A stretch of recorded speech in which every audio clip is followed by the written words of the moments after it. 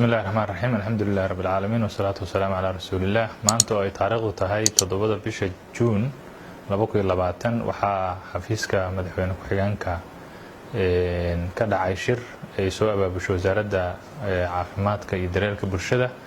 shirkaas oo runtii loogu yeeray dhammaan hay'adaha ka shaqeeya ama xiriirka ama badnaka la ah wasaaradda caafimaadka dhinaca caafimaadka kuwa ka shaqeeya kuwa hooshka ka shaqeeya iyo kuwa ka shaqeeya nafaqada ama nutritionka intaba hay'adahaas oo isku jira kuwa local iyo kuwa international intaba ujeedka shirkaasuna wuxuu ahay oo runtii aan uga mahad celinayna madaxweyne ku-xigeenkeena inuu nagala soo qayb galo waqtigiisa noo huro in cudurkan COVID-19 oo hadda adduunka dhibka badan ku haya galmudugna si baan hadda ugu jira xaaladiisa sidii la iska kaashan lahay iyo waxyaabaha hay'aduhu ay runtii u qorsheysan inay ka qabtaan ama hadda ka hor ka qabtay si loo ogaado ama aysan u dhicin maxaa lahaayay in hal shaqo dhowr hay'adood iskugu tagaan si aysan u dhicin oo maaragtay la helo waxa la yiraahdo horjoogteyn la helo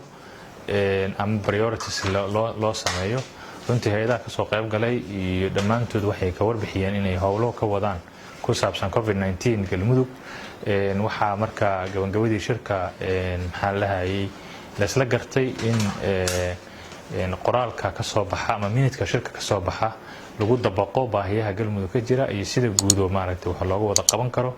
madaxweyne ku-xigeenka oo shirka xirana wuxuu uga mahad celisay dhammaan hay'adaha kala duwan ee ka shaqeeya arrimaha bini'aadanimada ee galmudug inay maaragtay si laba jibaaraan dadaalkooda isla markaana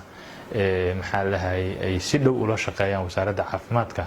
oo runtii galmudug u qaabilsan wixii ku saabsan adeega caafimaadka iyo howlaha caafimaadka la xiriira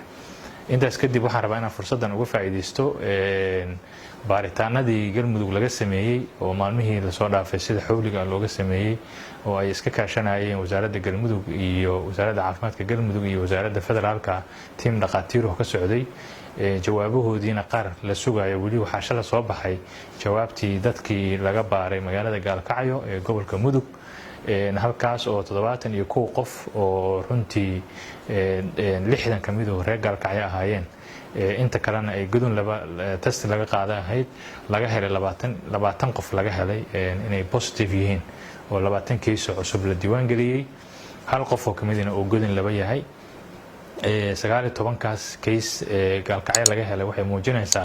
in runtii cudurku uu gaalkacyo ka jiro oo ku dhex jiro waxaan marka rabnaa inaan reer galmudug u sheegno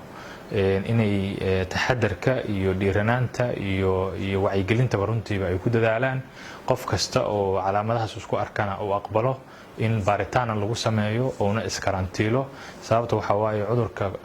oo la ogaadaahi waxay qayb ka tahay daawadii iyo maaragtay sidii aan isku baxnaan lahayd ay qayb ka tahay guud ahaan galmudug waxaan ilaahay uga baryaynaa iyo Soomaaliya oo dhanba in cudurkan ilaahay naga dul qaado dadkeenana caafimaad noo siiyo ummaduna maaragtay ay noqdaan ummad runtii baraarugta oo u hoggaansanta fariimaha caafimaadka ee dhaqaatiirta iyo bahda caafimaadka ay bixinayaan waa mahadsantiin salaam calaykum waad ku mahadsan tahay daawashadaada fadlan nagu taageer subscribe and like dhiirigelin ayay noo tahay